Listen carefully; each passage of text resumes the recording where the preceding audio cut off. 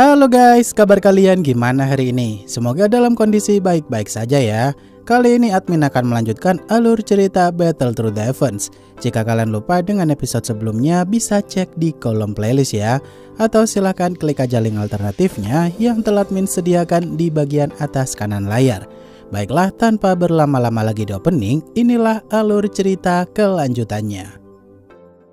Setelah kemarin timnya Xiaoyan berhasil mengalahkan timnya Hunyu dan kawan-kawan, kini satu persatu dari mereka yang ada di dalam ruang pohon bodhisattva pun mulai keluar dari tempat tersebut. Dimana saat itu bentuk fisik pohon bodhisattva mulai runtuh nih guys, karena tubuh fisiknya itu udah mencapai batas maksimal. Melihat hal itu tentu Xiaoyan cukup sedih karena pohon bodhisattva udah berjasa banget kepada dirinya.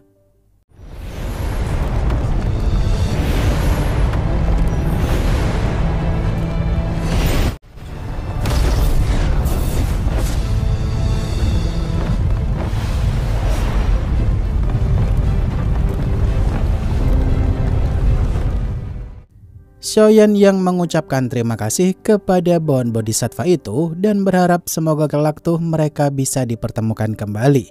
Di sini semua orang yang masih penasaran banget kenapa mereka tak melihat ada hati bodhisattva dalam ruang tadi.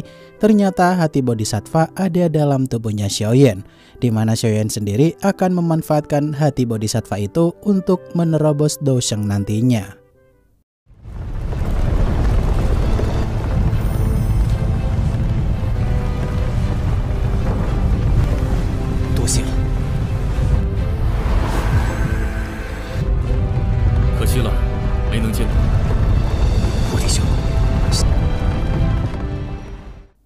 Xiaoyan yang meminta semua teman-temannya untuk istirahat dulu sebelum mereka pergi meninggalkan tempat itu. Di sini tuh Jiu Feng menggunakan formasi penghalang yang sangat kuat agar Xiaoyan dan kawan-kawan tak bisa meminta bantuan kepada pihak luar, di mana tujuannya agar Hunyu bisa memanggil tetua klan jiwa, sedangkan Xiaoyan dan Xun-Er tak bisa memanggil bala bantuan backingan mereka.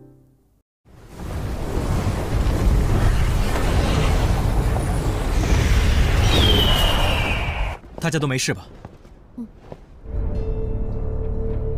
环月，天妖皇族封锁了空。怎么了？ Hunyu yang saat itu memecahkan token giok klan jiwa untuk memanggil salah satu tetua klan jiwa di ranah Bansheng. Di sini muncullah tetua Guyou yang saat itu datang ke tempat tersebut memenuhi panggilan darurat dari Hunyu. Kata Hunyu, tetua Guyou diminta untuk menangkap Xiaoyan hidup-hidup dulu karena kemungkinan besar giok kuno Tuose klan Xiao dipegang oleh Xiaoyan.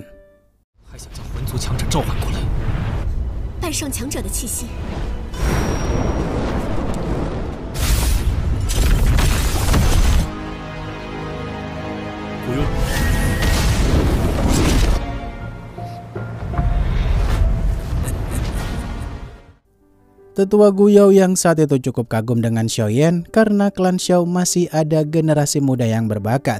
Di sini Gu Qing pun memecahkan token gioknya untuk memanggil tetua Tongshuan dari klan Gu.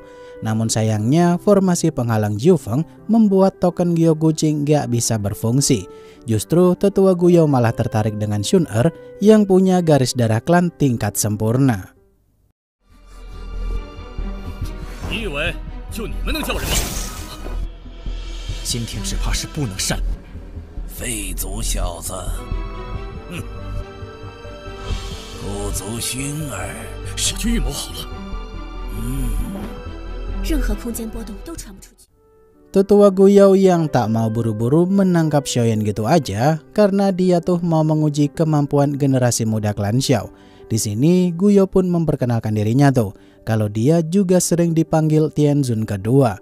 Saat itu Xiaoyan meminta teman-temannya untuk mengulur waktu karena untuk mengalahkan tetua Guyou di ranah Bansheng, Xiaoyan harus menggunakan teratai api pemusnah kekuatan maksimal.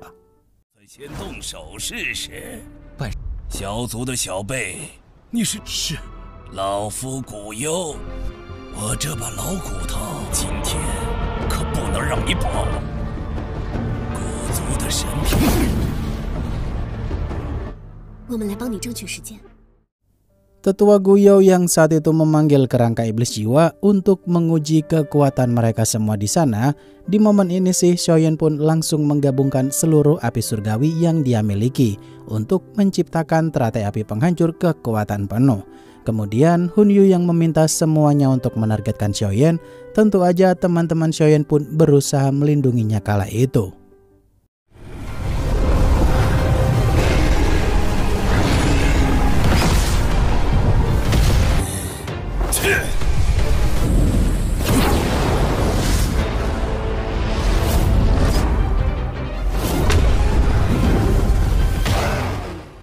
Guqing dan rekan-rekannya yang saat itu menahan Hunyu dan kawan-kawan karena dari jumlah musuh sih masih unggul timnya Xiaoyan. Sedangkan di sisi lain, Shun-Er, Medusa, dan Xiao Yixuan akan melawan kerangka iblis jiwa Tetua Guyo. Di mana kala itu mereka saling melindungi satu sama lain dengan teknik andalan mereka masing-masing. Sampai-sampai Xiao Yixuan juga menggunakan teknik penjara racun.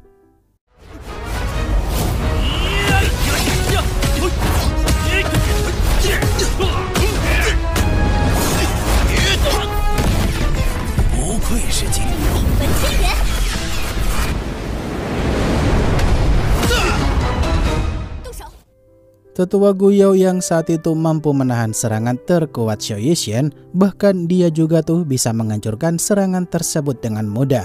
Di sini Medusa pun menolong Xiao Yixuan dan berusaha mengalihkan kerangka iblis jiwa milik Tetua Guyo. Kemudian saat mereka menyerang kerangka iblis jiwa itu dari dua sudut berlawanan, ternyata serangan mereka berdua bisa ditangkis kerangka iblis jiwa itu dengan mudahnya.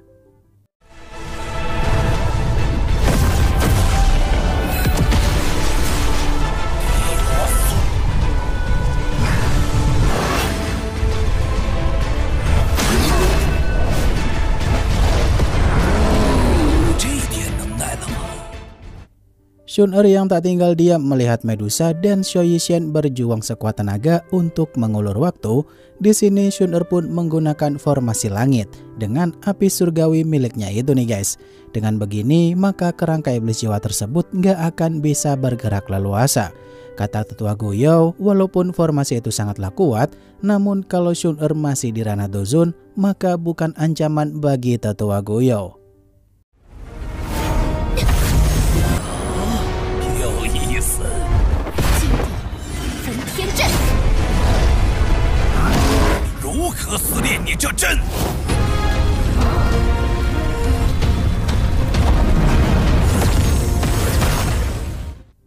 Tetua Guyo yang saat itu memerintahkan kerangka iblis jiwa tersebut untuk menyerang formasi milik Shun-Er. Di sini Tetua Guyo pun menggunakan sebagian jiwa dari kerangka iblis itu untuk meledakkan formasi miliknya Shun-Er. Dan ketika Tetua Guyo menyombongkan diri kalau dia nggak akan kalah, Shun-Er pun berkata kalau tugas mereka hanya mengulur waktu doang karena Xiaoyan hampir menyelesaikan teratai apinya.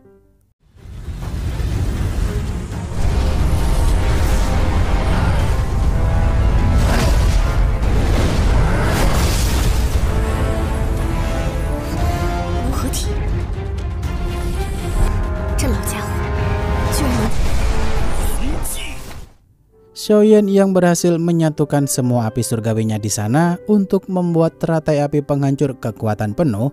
Di sini tuh semua orang yang tahu kengerian teratai api penghancur Xiaoyan pada mulai menjauh. Namun saat Tetua Guyo berkata kalau dia mau melihat seberapa kuat teknik Xiaoyan itu, apakah sesuai dengan rumor yang beredar, maka dari itu Xiaoyan pun melempar teratai api tersebut ke arah Tetua Guyo.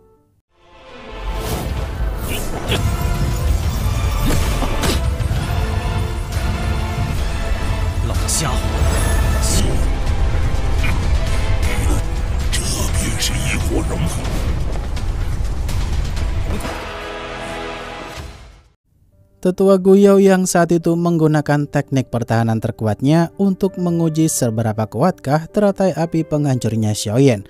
Di sini orang-orang di sekitar sana pun mulai kena sedikit dampak ledakan dari teratai api penghancurnya Xiaoyan.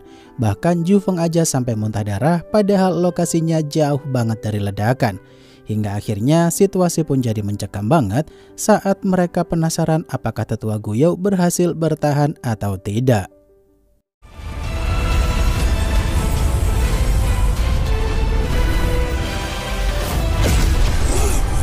一拳。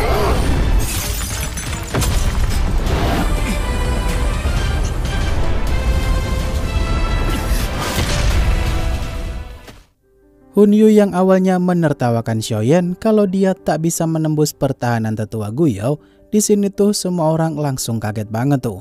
Kalau kerangka iblis jiwa tetua Guiyou mulai hancur secara perlahan-lahan, bahkan tetua Guiyou juga mengalami luka dalam. Di sini tetua Guiyou yang mau menangkap Xiaoyan untuk dibawa ke tempat klan jiwa, Yaolo pun datang tepat waktu menyelamatkan Xiaoyan di sana.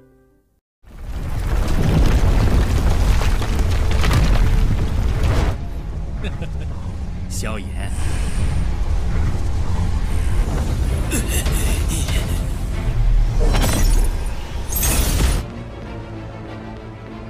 没这么简单就败了。 Xiaoyan yang masih bingung kenapa Yaolo bisa ada di tempat itu, padahal dia tuh nggak pakai token giok pemanggil. Ternyata Yaolo datang ke sana karena merasa curiga aja, mengingat Xiaoyan udah cukup lama berada di wilayah kuno barbar. Kemudian saat Shun-Er manggil tetua Tongshuan juga dengan cara memecahkan token giok pemanggil, situasi tetua Guiyou pun semakin tidak diuntungkan karena ada dua musuh ranah Bansheng. 还好药老前辈来得及时。倒也来得正巧。是，您怎么来了？ 要打的话，我们这帮老，这里还挺热闹。 我古族可不怕人。 Hunyu yang saat itu menyarankan tetua Guiyou agar memanggil tetua klan jiwa lainnya, di sini tuh tetua Guiyou nyuruh Hunyu untuk diam aja tuh. Karena tak ada untungnya juga mengalami kerugian melawan dua Bansheng sekaligus tanpa ada hal yang layak diperjuangkan. Di sini tetua Guiyou pun balik bersama dengan Hunyu dan yang lainnya. Sedangkan Zhu Feng juga pergi dari sana pula daripada dihajar oleh Xiaoyan. 你也别得意，我需要召唤族中强者吗？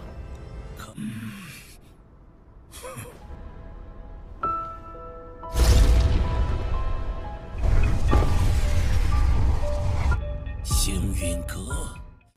Xiaoyan yang berterima kasih kepada tetua Tongshuan karena dia udah datang membantunya mengusir tetua Guiyou tadi. Di sini tetua Tongshuan memuji kemampuan Xiaoyan tuh, karena dia udah bisa melukai kultivator Bansheng. Di momen ini tetua Tongshuan menyapa Yaolo yang merupakan sosok ternama di dataran tengah sekaligus gurunya Xiaoyan. Yang tentu saja mereka berdua ini akan saling tukar informasi perihal gerak-gerik klan jiwa. 我们又见面了，见过通玄长老。久仰。现在该称呼你为药圣者了，你是相当了不起。这小事，你能将一 药尘前辈， Shun-Er yang saat itu disuruh tetua Tongshuan untuk balik menuju klan Gu karena klan jiwa tuh udah mulai menargetkan garis darah klan tingkat sempurnanya Shun-Er. Di sini Shun-Er mulai sedih lagi nih guys, karena baru bentar aja bareng Ayang Beb, sekarang udah disuruh pisah lagi. Namun karena Xiaoyan juga harus berlatih agar lebih kuat lagi untuk melawan klan jiwa, pada akhirnya mereka berdua pun harus berpisah. 放心吧，我们也该启程，魂族睚眦必报，他们此番吃。跟我回古族吧。那就麻烦通玄长老了。星儿，我们也走吧，别太担心了。星陨阁有为师。 Wah, episode minggu depan bakal seru nih kayaknya. Karena dari trailernya sih, Han Feng dikeluarkan oleh Xiaoyan dari botol penyimpanan untuk menghadapi Yaolo. Baiklah, akhir kata terima kasih untuk kalian yang udah nonton sampai akhir. Dan sampai jumpa di video selanjutnya ya guys. Bye-bye.